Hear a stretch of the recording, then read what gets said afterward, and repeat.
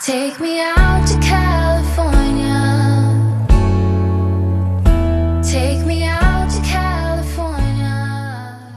Hi guys, so we are now fully in the thick of COVID-19, and most of us will now be having our children at home. I actually brought my kids home a little bit earlier, so on Tuesday of this week, it doesn't matter, does it? It doesn't matter, but my kids, so I've been doing this a little bit longer than some of you in the UK might have. I know further afield things are going to be different, so I thought I would share what I have learned in my first week of homeschooling my children.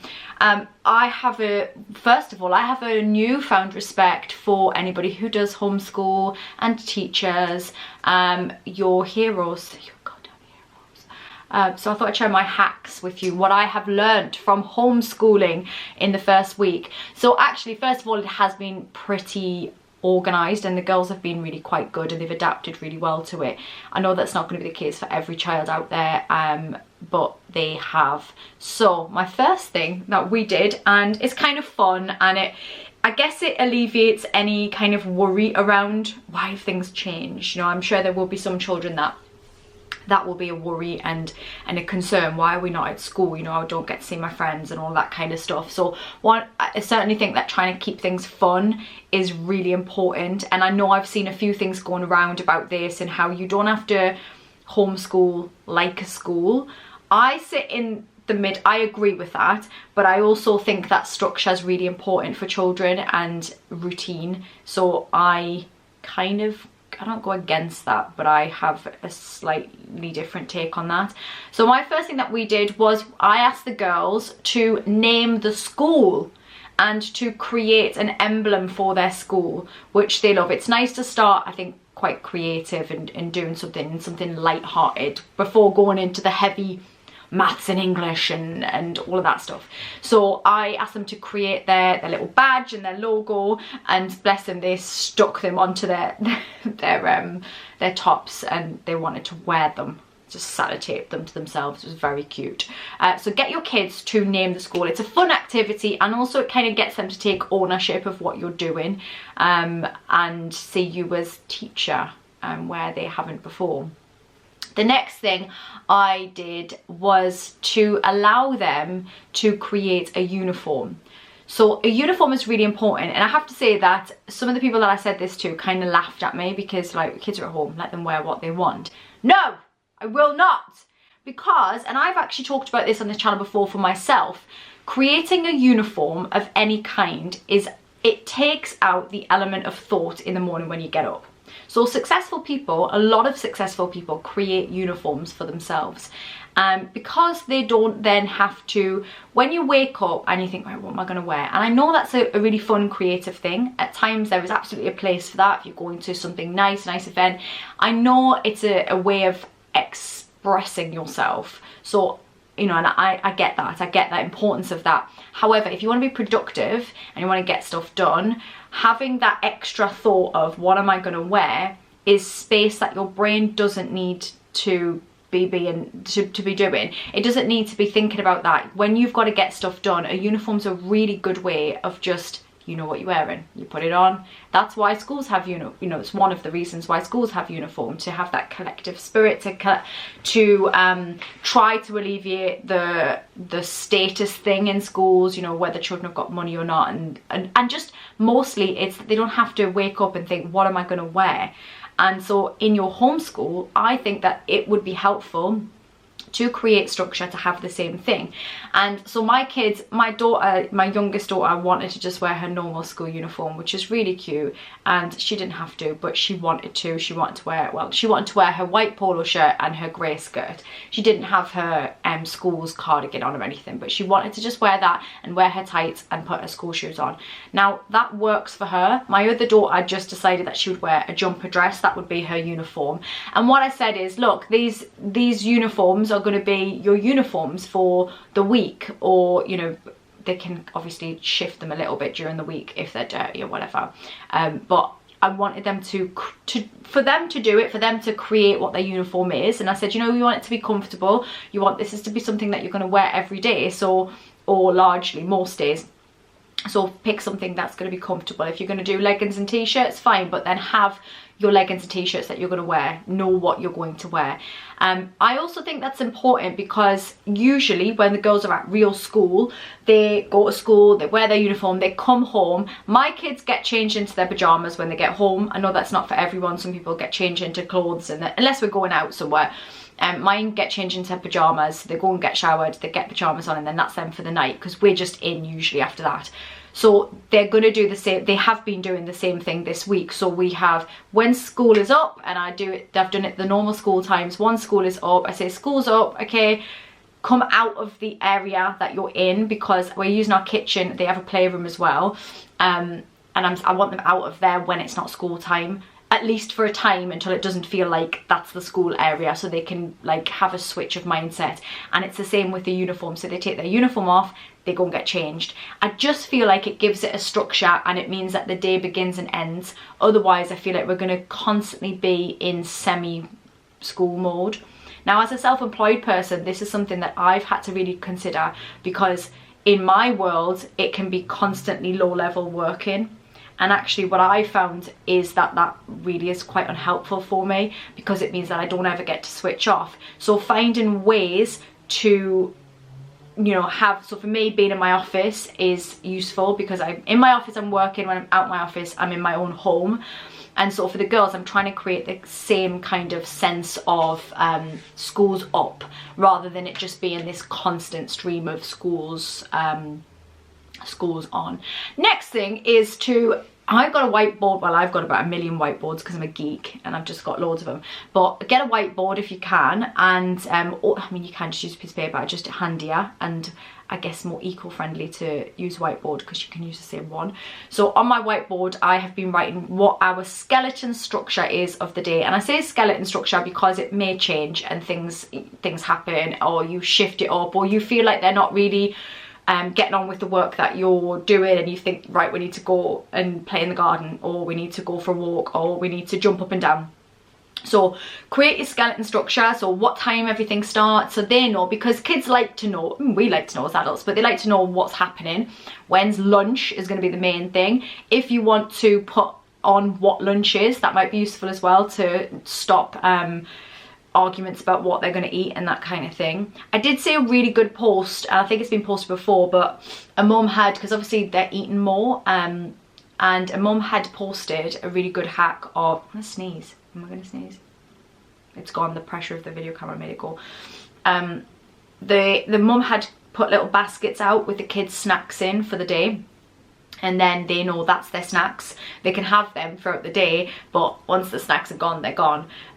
So that might be something useful for you to do, just so that you're not constantly having the kids go, can I have something to eat? Can I have something to eat? And you go, and the stuff in the fruit bowl. Or that's not what you want to hear as a kid, is it?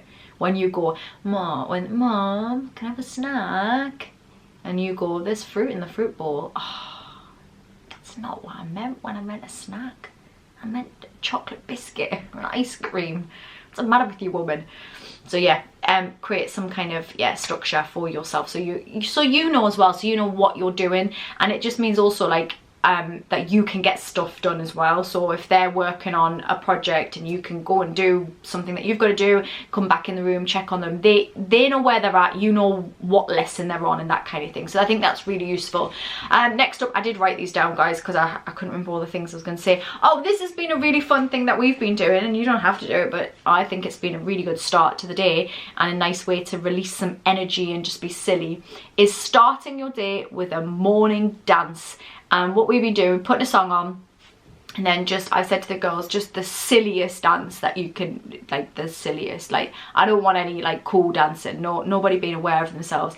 And I've joined in, obviously, and we're just, I might even do some lives when we're doing it. So jump onto my Instagram or my Facebook, links below, and I might do some live dancing. We should just do it together. If we're all going to be on quarantine lockdown, then let's dance. And then we were just doing the silliest dancing, and it made them laugh the other morning, because they were like, this isn't real, this isn't like school. And I was like, well, you know, this is what we can do in homeschool that you probably don't get to do at normal school. So we start the day being silly, and then after that it's time to get started. So that was a really good fun way.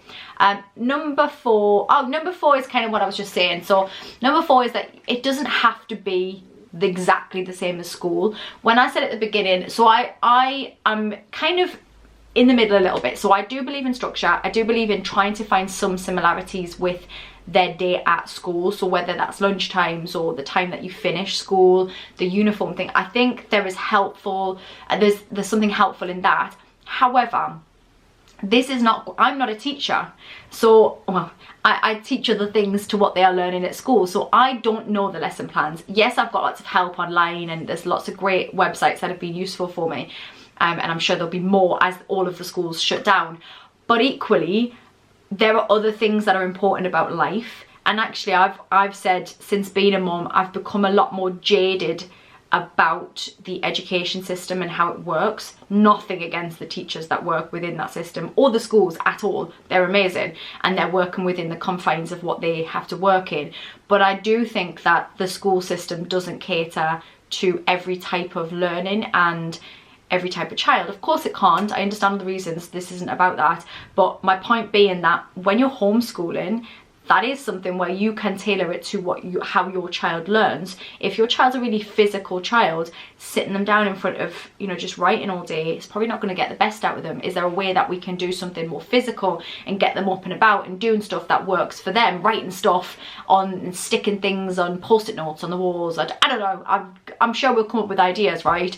But my point being that it doesn't have to be exactly the same as school. So yesterday, at the end of the day, I knew the girls hadn't really done anything too creative in the day, and I wanted them to be a bit more creative and just, you know, finish the day on that.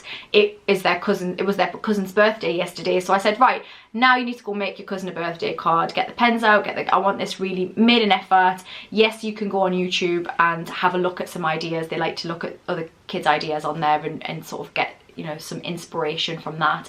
And it let them be a little bit looser with they just felt a bit stuffy, I felt, the work they were doing before that. So it allowed me to go, okay, we can do this, and also they could do something that they wanted to do for their cousin. They could be creative, and yeah, so we can shift this up. We don't have to, it doesn't have to be perfect. Now, this is my last hack, number 5.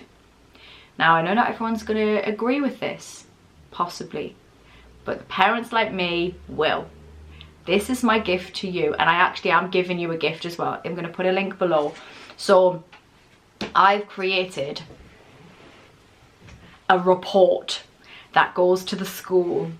Obviously it doesn't go to the school. Shh, don't let my kids watch this video. Actually, my kids aren't allowed to watch this YouTube channel, just FYI. Unless it's videos with them in which I've pre-approved. They aren't just allowed to watch my YouTube channel. This is not a channel for kids, actually. So if you're a kid watching this, what are you doing here? I clicked a button to say this isn't for kids. You should be on kids YouTube, where some of my videos are. This one's not for you. Anyway, the hack is this.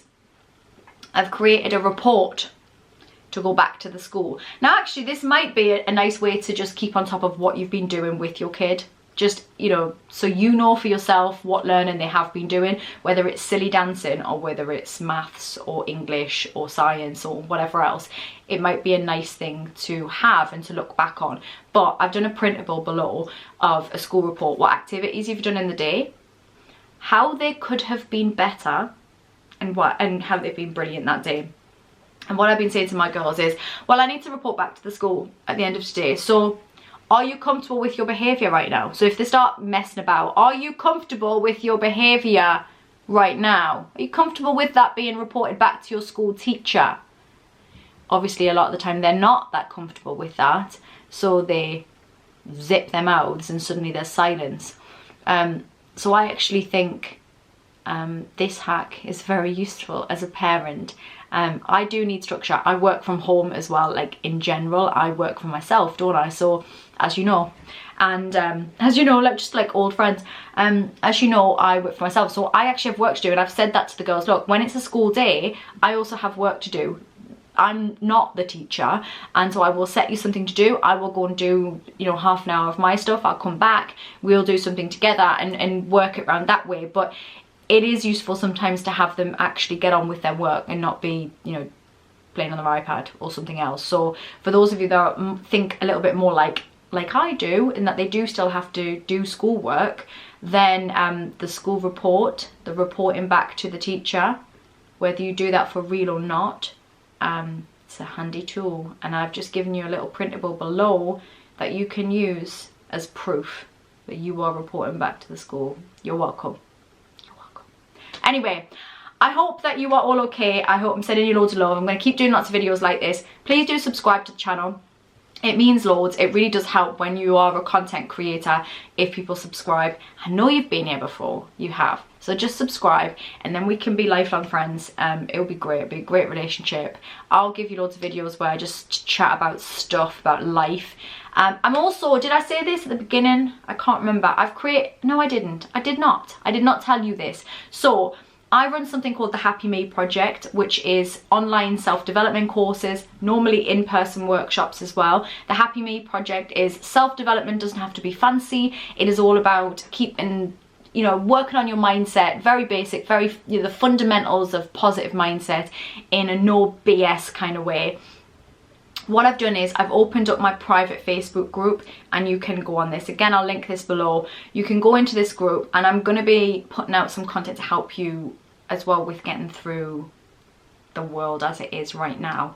I'm also going to be launching the Happy Me Project Does Resilience. I think we need this right now more than ever. And this was on the radar for later in the year, but just so happens that we kind of need resilience now. So I'm going to be dropping that over the next week as well. And that's going to be mostly audios with some video. And it's going to be have a workbook, worksheets, stuff for you to do, some meditations in there.